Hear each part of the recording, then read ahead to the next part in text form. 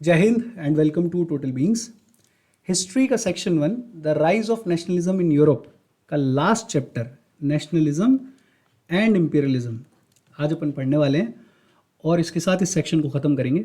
देखो, दो टर्म्स हैं, एक है नेशनलिज्म और होपफुली अब तक नेशनलिज्म समझ में आने लगा होगा तुम्हें।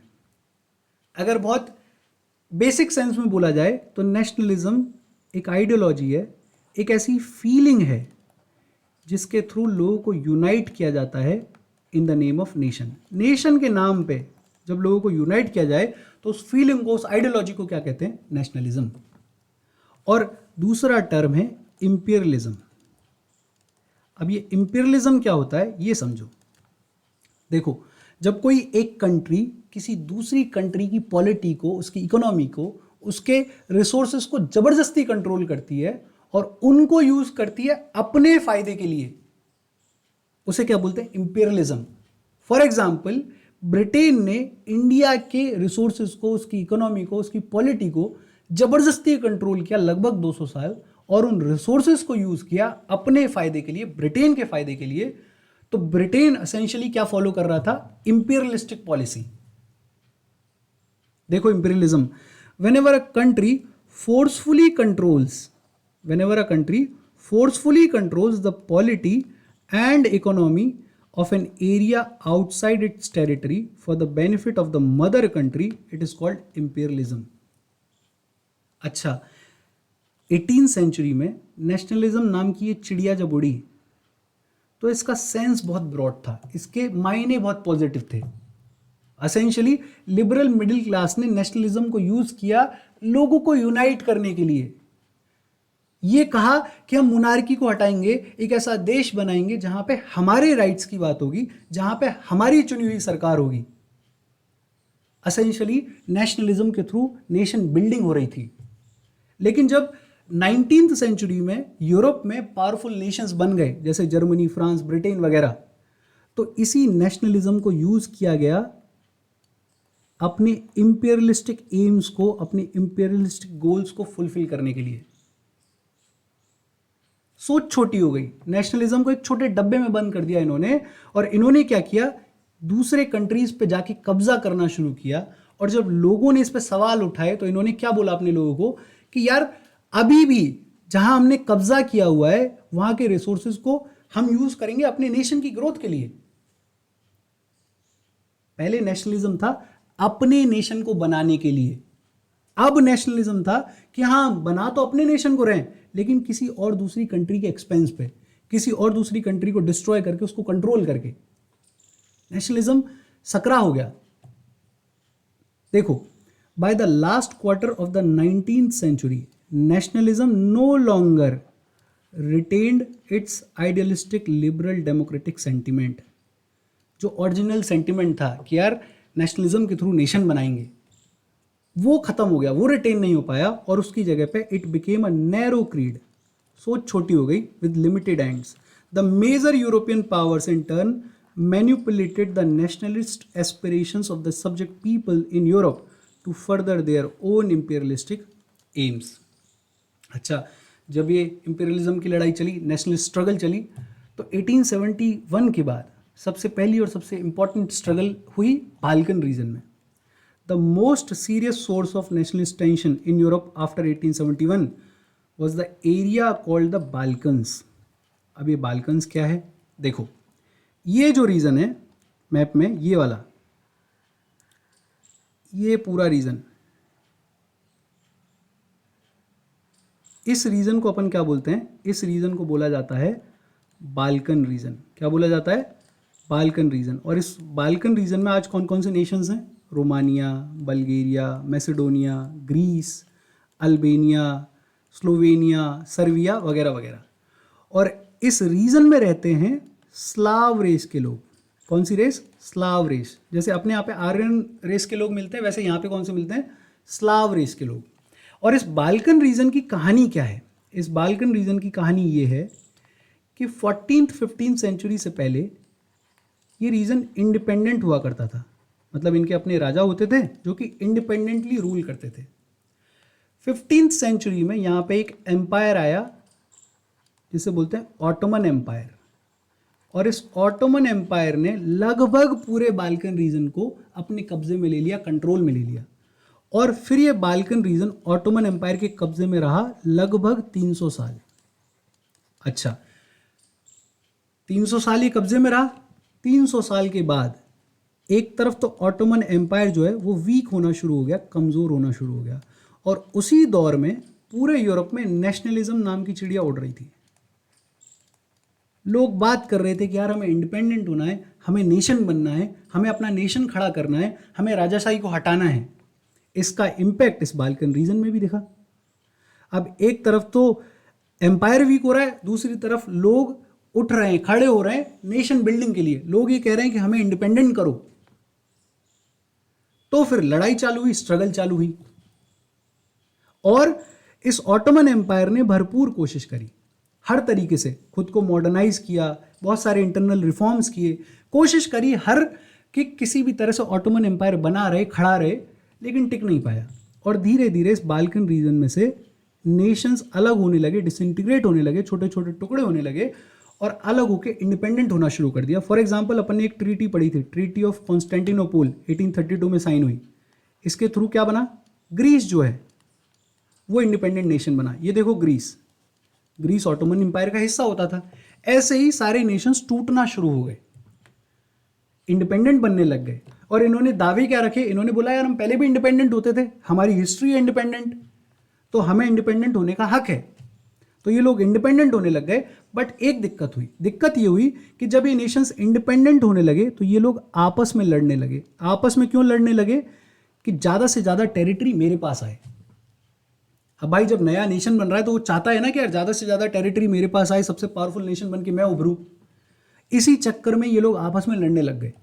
देखो बुक वाली language, the Balkan was the region जहाँ पे आज के Romania, Bulgaria, Albania, Slovenia, Serbia, Montenegro वगैरह वगैरह है।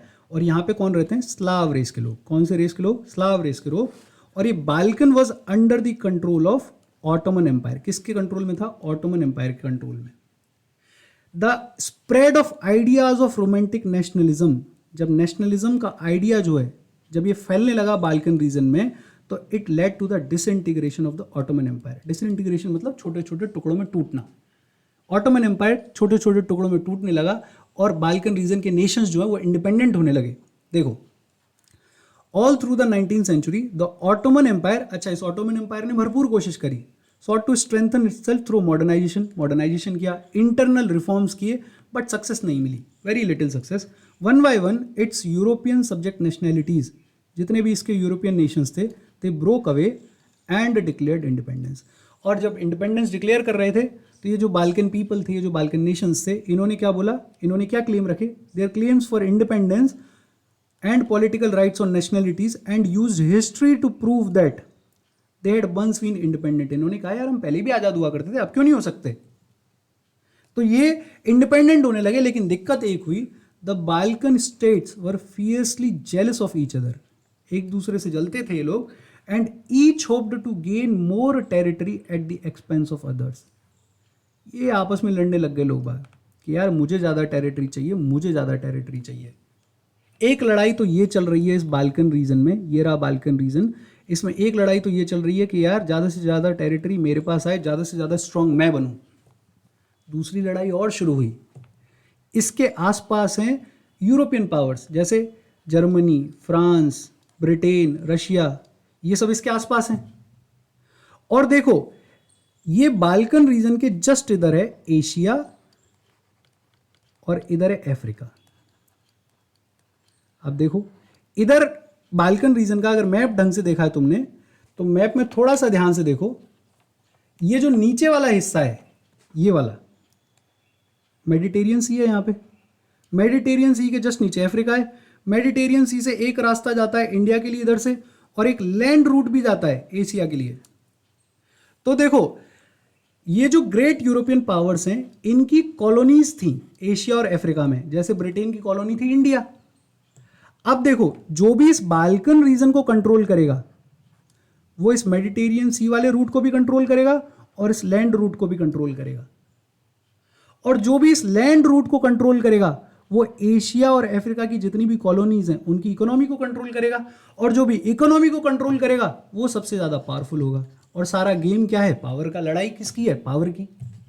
तो इन लोगों ने कोशिश की कि यार बाल्कन रीजन हमारे कंट्रोल में आ जाए, तो ये लोग आपस में लड़ने लग गए, और उस आपस की लड़ाई का अल्टीमेट रिजल्ट क्या हुआ? वर्ल्ड वॉर 1 1914 में शुरू हो गया।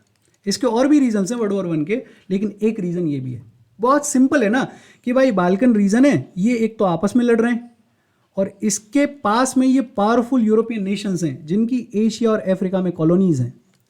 अब इस बाल्कन रीजन को जो कंट्रोल करेगा वो इन दो रूट्स को कंट्रोल करेगा, और जो भी इन दो रूट्स को कंट्रोल करेगा वो एशिया और अफ्रीका की इकोनॉमी को कंट्रोल करेगा, और जो भी इकोनॉमी को कंट्रोल करेगा वो सबसे ज़्यादा पावरफुल होगा। और सारा खेल किस चीज़ का है? कुर्सी का, पावर का। और ये लड़ाई इतनी बढ़ गई कि इसका इवेंचुअल रिजल्ट हुआ वर्ल्ड वॉर 1 1914 में। देखो, Balkans became the scene of big power rivalry. Big power rivalry मतलब ब्रिटेन, फ्रांस, जर्मनी वगैरह आपस में लड़ने लग गए, ऑस्ट्रिया, हंगेरी, वो सब रीजन जो है वो आपस में लड़ने लग गए। During this period there was a intense rivalry among the European powers over trade and colonies as well as naval and military might. देखो साहब, each power, Russia, Germany, England, Austro Hungary, was keen on countering the hold of the other powers over the Balkans. हर कोई क्या कोशिश कर रहा था कि Balkan पे कंट्रोल मेरा रहे, किसी दूसरे का ना आ जाए। उसका रीजन अपन ने समझ ही लिया कि बाल्कन पे जिसका कंट्रोल रहेगा उसका ट्रेड रूट्स पे कंट्रोल रहेगा, जिसका ट्रेड रूट्स पे कंट्रोल रहेगा उसका इकोनॉमी पे कंट्रोल रहेगा, और जिसका इकोनॉमी पे रहेगा उसकी पावर है। This led to a series of wars in the region and finally the first world war. और ये फर्स्ट वर्ल्ड वॉर जो 1914 में शुरू हुआ, इसने यूरोप को ख़त्म कर दिया, तहस नहस कर दिया। किसी का कोई फ़ायदा नहीं हुआ, जो हारे वो तो हारे ही, जो जीते भी उनका भी कोई फ़ायदा नहीं हुआ, उनको भी नुकसान ही हुआ, इकोनॉमी को नुकसान हुआ, जान माल की हानि हुई।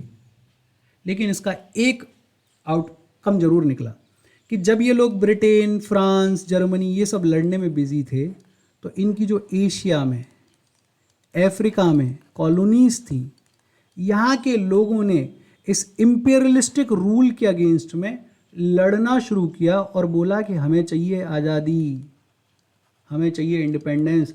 अगर गौर से देखोगे तो नेशनलिज्म इन इंडिया जब अपन पढ़ेंगे तो ये समझ में आएगा तुम्हें कि इंडिया में नेशनलिज्म की लड़ाई सबसे ज़्यादा इंटेंस कब हुई?